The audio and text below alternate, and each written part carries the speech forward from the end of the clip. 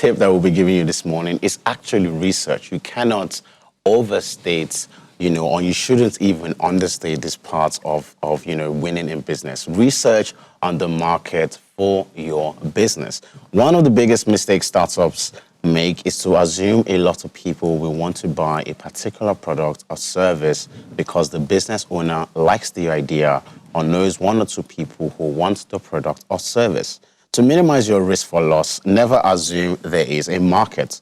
Research the idea. Talk to real potential prospects who aren't family and friends to find out if what you want to sell is something they'd be interested in buying, and if so, what they'd pay for the product or service. A lot of startups always make this mistake. For me, anyway, I come from an academic background, so I can't really do, it's just second nature to me. I can't really do anything without researching, even if I'm going to start drinking. I remember when I was going to start drinking coffee, actually, I researched what is the pros and cons of coffee, and when it's now in the context of business, research is very important. Your family members and your friends, your wife, your girlfriend, they will whine you.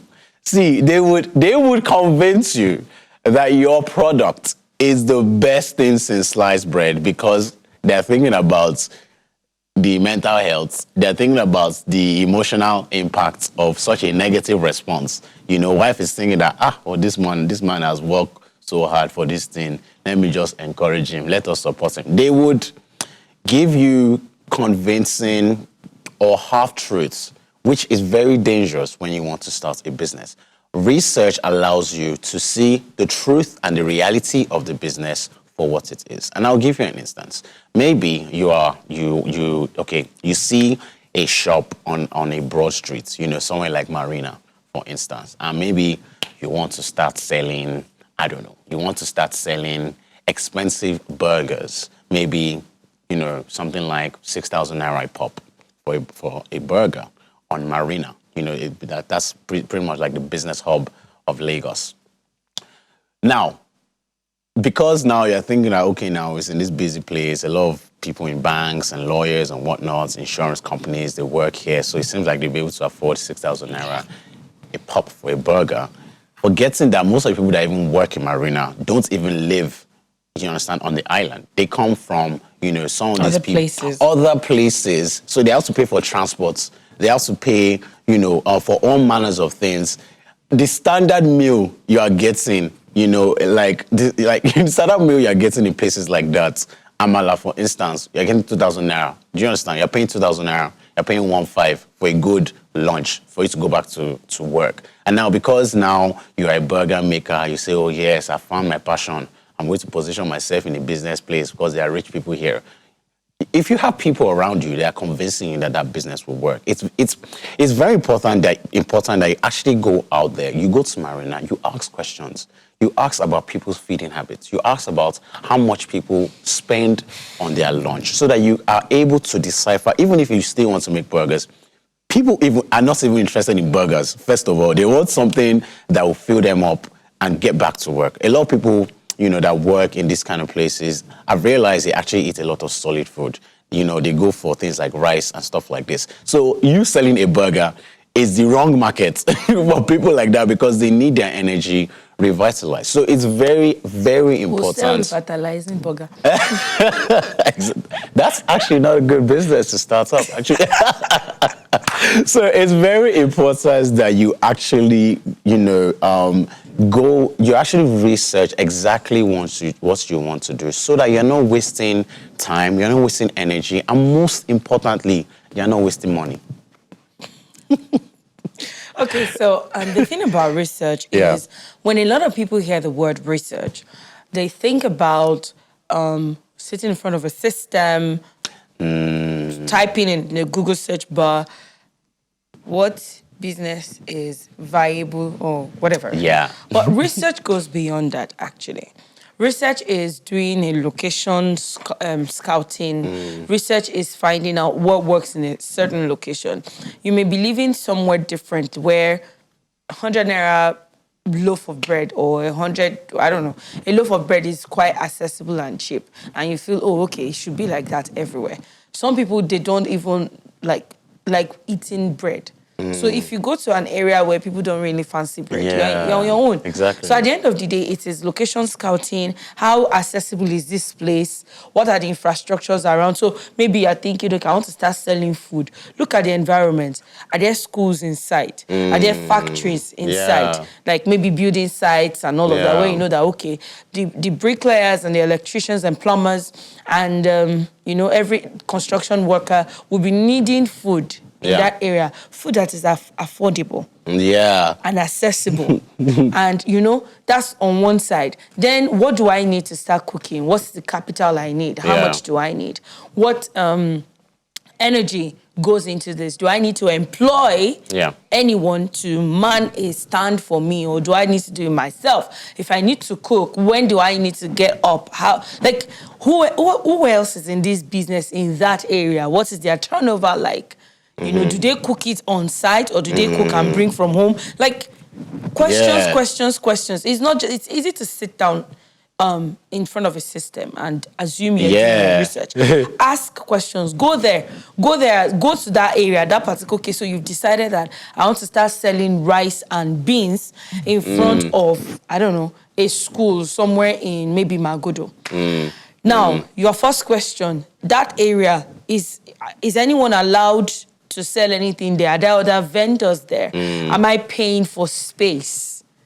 If I'm paying for space, how much of that cost would I calculate? What's the variable per month? Is it consistent? If I move from here to here, is it easy for me to switch? Should I buy water? And so many questions. So many questions to ask. And if you are not careful, you'd assume that you have all the basics covered. One of the things that you can do in research also is go to that area, go to that location, act like the customer. Like this thing, there's something in design thinking that talks about when you think like the customer, like you put yourself as if you are the user of the product. How easy is it for you to use this product? And sometimes, even doing that, you still have to go out and do your research, because what comes easy to you does not come easy to like every other person. So at the end of the day, research goes beyond just random. You have to be intentional about it, because if not... Exactly. Okay. Well, all right, let's talk about the next tip, and that's research your competition. No matter what type of business that you run or you're starting, you will have competitors. Even if there is no other business offering exactly what you plan to sell, there is very likely to be other products or services that your target customers are using to satisfy their needs. To be successful, you need to research the competition and find out as much as possible about what they sell and how they sell it. Researching your competition isn't with an intent to copy what they do, because you would only ruin the reputation of your brand by doing that, but to provide insight on what you can do better to differentiate your company from other firms in the same industry. Basic about research. Go there, do the work. So for instance, you want to start selling burgers and around Marina. Go around Marina, like in a 5-kilometer radius from the spot you intend to use. How many burger spots are there? What do they sell? What's their recipe? You may not have like the full idea of the recipe, but do your research. Find out, I bought burger burger today, and I didn't like the fact that they added too much pepper. Okay, maybe I will not put pepper in my house. What's the review card like? Sometimes when I go to restaurants that have review cards on the table, I poke my nose, actually. I just want to see what's the review like. If I flip open the card and it's maybe a card that has not been taken off the table. Usually they take the cards off the table, immediately the customer is gone. But sometimes you get lucky. So if I flip it... You get lucky, If I flip it open and I see, the food tastes great, I'll be like, Sometimes I also ask people, have you eaten in this place before? They say, I say, okay. I mean, I remember one seafood restaurant that I went to, I think, last month. I asked around, have you eaten at this place before? Some people said yes, some people said no. What's the food like? It's fantastic. Suffice to say, I would never go back there again. Is it because the service is bad? No. In fact, fantastic service. I really enjoyed it. Like if every other restaurant would treat service like that, everyone would go there every time. Yeah. And then, I ate something that didn't quite agree with my system because I threw up throughout the night. Is it because the food is bad? No. It's just because me and that type of food, we don't agree. But does that mean that if I want to leave a review, does that mean that I will leave a bad review? No. Yeah. Because I was able to identify that it was just my body system acting up with the food. Now, checking out reviews can also be very helpful. People go online these days to drop reviews. Oh, that restaurant was not nice. Oh, this was bad service. I mean, have you not seen on App Store? Yeah. You try to download an app and you see all sorts of I always read those things. That's what I do first. Before I download the app, okay, so bug fixes, nothing was done to respond to this customer. Yeah. Okay, bye. Once I start seeing 2-star, 3-star, 2-star, okay, no. And I like what Google App Play Store is doing now. Yeah. They don't push the 5-star reviews up first. Yeah. You see the 3 stars, you see the 2 real. stars. Yes. But if the product is very good, you just find out that regardless of what they try, the algorithm pushes the 5-star ratings up there, and then you see everything. And then when you try it for yourself, you've done like, okay, bye. But 6 out of 10 times, the reviews with 5 stars are actually very good products. And that's what you should aim at, checking out. If your competitors have 5-star ratings and you are just starting. What are they doing right? Exactly. What is it that they are doing right that you can incorporate into your own style and, revamp? At the end of the day, no idea is new. Actually. We are all innovators. You have to, take the old and create new stuff out of it. Actually, earlier on the show, I said business is warfare. Honestly, excuse me. Honestly, business is warfare. It's like, I don't know, like capital war. I can't say economic warfare because that would probably be between nations. But it's like capital warfare. And it's capital warfare because your job as a business is to take bread from the table of your competitors and put it on your own. Honestly, your job as a business, when it comes to in relation to your competition, is to take money, is to divert customers, shift customers away from your competition. Because as you're shifting customers, you're shifting their money towards yourself. So that is why research is very important. As much as, when you see a successful business, for instance, you see a 5-star app, as you said, you say, okay, what are they doing? What are they doing right? This is wonderful. Another question should be, what are they missing? Or what are the things that they are doing wrong? Yes. Do you understand? So you capitalize on the things that they're doing wrong or the things that are missing to essentially make your business better. Now, the third tip that we're giving you this morning, less is more.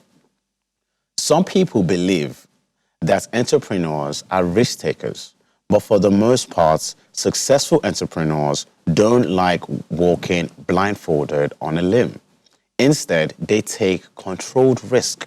That is, they start small before going all out. Successful business owners test an idea on a small scale, then build on what works well, tweak what shows promise, and discard the disasters. Less is more. All right, so I'm a serious fan of piloting. Like, my favorite part of any business is, or even when we're developing content on, in Hypax TV or different programs or whatever the case may be, my favorite part, of that whole process is usually piloting. I love pilots, and I'll tell you why. With a pilot, it's like a test run. For instance, when you design an app, when you make an app, you do like I can't remember what it's called for the life of me now, but it's like a model. You set a model. A pilot episode. Yeah, okay, that would be for a program. I'm talking about apps now. There's something apps. Oh, okay. Yeah, so it's like the prototype? Prototype, that's the word. So you do a prototype, which is essentially a model of what the real thing will look like. Then you find a focus group. Now, focus groups as well, very important when it comes to research. The point of focus groups is that, for instance, you can get 20 people in a room, and these 20 people are diverse people in different walks of life, different ages. In a country like Nigeria, different tribes, different religions, and things like that. And then you tell them to use the app, and you're seeing. And so it's like, and then obviously you sign the NDA with them, non-disclosure agreement. You're not allowed to talk about this app, blah blah blah. And then they're giving you, they're giving you their feedback that the app is slow, or this thing doesn't really sit well with my religion, or this thing doesn't really sit well with my tribe. And then you take that data, and then you take it to, So less is more. Piloting is very important. Test runs are very, very important. Elon Musk. Before Elon Musk, before they were very successful with their SpaceX program, excuse me, they spent billions of dollars on test runs before they were actually able to get it right. That is very important, because any mistake in algorithm or engineering, and you're putting the lives of people at risk. In danger. Do you understand? And what is even, okay, obviously money is not important than life, but another thing that is even, another danger is the financial aspect of it. The fact that you're losing tons of money for something that you could have corrected in your test run. Thomas Edison, when he invented the light bulb, he said he found 99 ways a light bulb can't work. Not that he failed 99 times, but that is the point of test running. It actually gives you even more data on how to even, for instance, like your 2.0, your 3.0, your 4.0, or whatever the case may be. Less is more. Another point that is actually in this less is more that I take into my own business, for instance, is when it comes to advertising and branding. I realized that, okay, with advertising, you give people key information, but you don't give them all the information. So when you're not giving them all the information, that is what begins to stir up their curiosity. And then they ask you questions, and then they come and ask you that, for instance, what does this business do? Then is your opportunity to win a customer.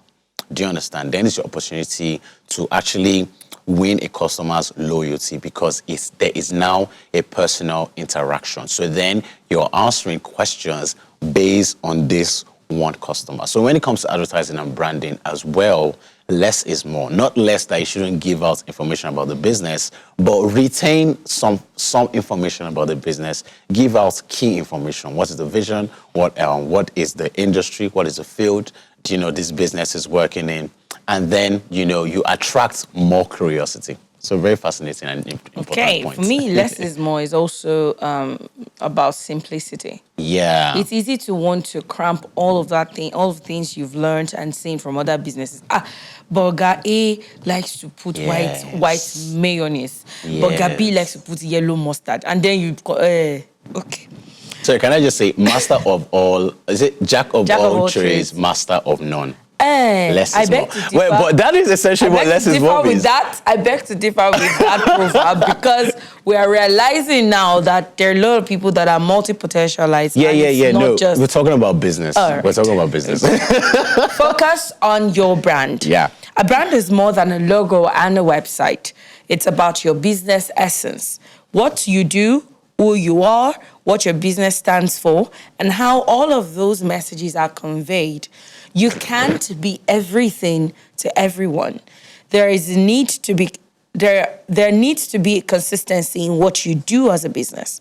There's often a tendency to get sidetracked by the shiny object syndrome and to recalibrate your business every time you come up with a new idea by not focusing. It is possible that the core competency of your business gets diluted, and as a result, there is market confusion in regards to what your business does. Very, very key. So, what's your brand? How does it stand the test of time? What makes a brand stand out? Forget all the jargon and the words and all the framings of what branding should be, what it shouldn't be. But I personally believe that what makes your brand stand the test of time is how easily recognized it is. How, without being told, someone can just say, I know this brand. How it is just the brand. I don't know how to put it, how the brand just ties it becomes to a your household identity. name. So there are some names we can't mention on this set because they've just become. In fact, you don't have to do too much. If you mention there's a beverage or I don't know. Soda. Yeah, a soda that once you mention it, without even if there's no bottle of it in the room. Yeah. There's a picture. It's like it has been burnt into people's minds and memories and everything. And beyond the picture, you suddenly start tasting like That's so true. Just in your head, mention the brand. That's it, because it's just there. It's an experience. It has gone beyond the logo. It has gone beyond the picture. It has gone beyond the colors.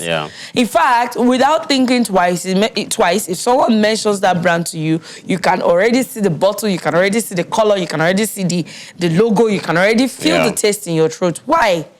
Consistency. Brand consistency. So imagine if tomorrow morning they wake up and they decide that, okay, we are not using these colors again, and we are not using this bottle again. And they change the bottle to a green bottle. And they change the color of the brand to, I don't know, maybe black and pink. Yeah, that would be very weird. They will lose customers. You understand? Because people would first say, the fake product is out. Don't touch it because this is not the one we know. So what makes your brand stand out at the end of the day is the consistency that comes with it. It's easy for you to want to, yes, nobody is saying that you can't rebrand or, realign your vision and, in line with changing times. Perfect. But how can you rebrand in such a way that you still maintain the consistency of your brand essence, the identity of your business? That should be the focus at the end of the day. Oh, yes, you established this business in 1971. Business has grown so strong. But now there are technological advances that require that if you want that business to survive and not just die off, you jump on the digital train. Fantastic. How about we bring all of those ideals and convert them into what is digital? For people who are in the digital era. So at the end of the day, for me, once your brand goes off its identity, once it goes off track in terms of identity, what exactly are you doing? Talking about branding and identity, one strong way, and this is an advice to people out there who are actually setting up businesses, one strong way to actually develop an identity for your brand is colors and tagline. And I'll give you an example. Securing the future. I don't want you to say it in brands, but once I say the tagline, you can drink happiness. Life is good. Do you know life is good? I do. You see, so without even mentioning the brands, once we say these taglines, it resonates. You can already see, the particular product. And so taglines and colors are very important, especially colors. Customers are visual thinkers. We're visual people. And you need to put a color and a tagline, because the tagline essentially captures the vision and the mission statements of your company. It sticks to them as well. Make it like a 3-word thing. If you can even make it a 3-syllable thing, that would be perfect. Life is good. Drink happiness. Do you understand? Even securing the future, that's 4 syllables. But that's 3 words. No, it's 3. Securing the future is actually securing. 5. No, securing is securing future. The future. No, come on. 3 words. Not 3 words. 3 words. You said words, not syllables. Yeah, so I said you can either be a 3-word tagline or a 3-syllable tagline. Okay. Actually, whichever you can actually decide for your business. The point is, have a strong tagline and have strong colors that are able to resonate with your customers and your soon-to-be consumers, essentially.